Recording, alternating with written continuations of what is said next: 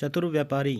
तेनाली, हमारे समाज के 4 वर्ण ब्राह्मण, क्षत्रिय, वैश्य और शूद्र में सबसे ज़्यादा होशियार और तेज दिमाग वाले कौन हैं, और किस वर्ण के लोग सबसे सरल हैं?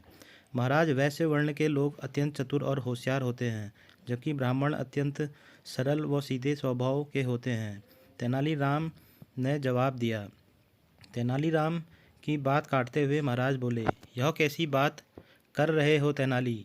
ब्राह्मण तो इतना पढ़े लिखे होते हैं, फिर वे होशियार कैसे नहीं होंगे? और वैश्य तो अधिकतर अनपढ़ गंवार होते हैं, फिर उन्हें तुम चतुर और होशियार कैसे बता रहे हो? तेनालीराम बोला, महाराज, मैं अपनी बात साबित कर सकता हूँ। शर्त यह है कि मैं कुछ भी करूँ, आप बीच में नहीं बोलेंगे। राजा कृष्णदेव राय मान गए। एक हफ्ते बाद तेनालीराम राजगुरु तथा आचार्य के पास गया और आदर से बोला, राजगुरु जी, महाराज ने आपकी चोटी मंगवाई है, क्या मैं इसे काट कर ले जाऊं? यह बात सुनकर राजगुरु परेशान हो गए।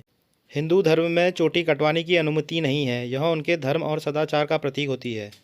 अपनी मोटी लंबी चोटी बड़ी नाजों से संभाल कर रखी है, मैं इसे कैसे कटवा सकता हूँ? आप जो चाहे मैं आपको दूंगा। तेनालीराम ने राजगुरु को लालच दिया। अब तो राजगुरु सोच में पड़ गए। हालांकि वे चोटी कटवाना नहीं चाहते थे, पर लालच बुरी बला है। फिर भी अपनी नाक ऊंची रखने के लिए उन्होंने थोड़ी ना नुकुर करते हुए तेनाली से कहा, तेनाली, क्योंकि यह राज आज्ञा है, मैं इसे टाल तो नहीं सकता। हालांकि मैं ऐसा बिल्कुल नहीं चाहता हूँ, पर क्या करूँ, मजबूर हूँ। तुम ऐसा करो, चोटी काट लो, पर मुझे इसके बदले में तुम्हें 10 स्वर्ण मुद्राएं देनी होंगी। अवश्य राजगुरु, मैं अभी लेकर आता हूँ। तेनाली तुरंत गया और शाही खजानों में से 10 स्वर्ण मुद्राएं ले आया। 10 स्वर्ण मुद्राएं के बदले में राजगुरु ने नाई से अपनी चोटी कटवा ली। वह चोटी जिसे उन्होंने इतने वर्षों से तेल लगाकर और बेहद प्यार से इतना लंबा किया था, पल भर में साफ हो गई। फिर तेनालीराम ने शहर के मशहूर व्यापारी सुकुमार को बुलवा भेजा।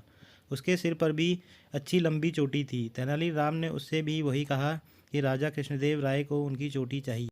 उसे कोई आपत्ति तो नहीं है? सुकुमार ने जवाब दिया, इस साम्राज्य की हर वस्तु महाराज की संपत्ति है। हमारी चोटी क्या, हमारा तो जीवन भी महाराज का ही है। महाराज जो चाहें वो ले सकते हैं, पर भैया याद रहे, मैं एक गरीब आदमी हूँ। चिंता मत करो, तेनाली उसे आश्वासन देते हुए बोला, तुम्हें तुम्हारी चोटी की उचित कीमत मिलेगी। आपकी बड़ी कृपा है। परंतु सुकुमार कहते हुए चुप हो गया। तेनालीराम थोड़ा परेशान सा होते हुए सुकुमार से बोला, परंतु क्या? साफ साफ कहो। ऐसा है, अपनी इस चोटी के ही कारण मुझे अपनी पुत्री के विवाह में 10,000 स्वर्ण मुद्राएं खर्च करनी पड़ी। यह चोटी मेरी इज्जत का प्रतीक है।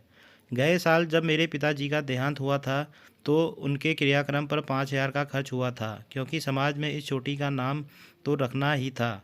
तो भाई, यह चोटी काफ़ी कीमती है। सुकुमार ने अपनी चोटी पर प्यार से हाथ फेरते हुए कहा, इसका मतलब तुमने इस चोटी के लिए 15,000 स्वर्ण मुद्राएं खर्च की हैं। ठीक है, हम तुम्हें शाही खजाने से 15,000 स्वर्ण मुद्राएं दिला देते हैं। अब तो तुम अपनी चोटी दे दोगे? तेनालीराम ने पूछा। जब तेनालीराम ने सुकुमार को 15,000 स्वर्ण मुद्राएं दिला देते हैं, अब तो तुम अपनी चोटी दे दोगे? तेनालीराम ने पूछा।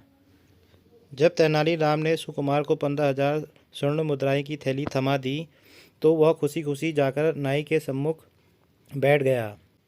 नाई ने काटने से पहले सुकुमार के बाल गीले किए। जैसे ही उसने उस्तरा निकाला, सुकुमार जोर से बोला, ओ नाई, जरा संभल कर। जानते हो ना, यह चोटी आज से महाराज की संपत्ति है। इसे इस प्रकार काटना जैसे कि महाराज कृष्णदेव राय की चोटी काट रहे हो। राजा कृष्णदेव राय निकट ही बैठे यह सब कुछ देख रहे थे। सुकुमार की बातों से उनका खून खौल उठा। वे जोर से चिल्लाए, ले जाओ इस बदतमीज व्यक्ति को हमारे सामने से। इस व्यापारी को उठाकर बाहर फेंक दो। सैनिक ने सुकुमार को उठाकर बाहर फेंक दिया। उसे थोड़ी चोट तो लगी, पर थैले थैले में खनखनाती 15,000 स्वर्ण मुद्राएं ने सारा दर्द भुला दिया।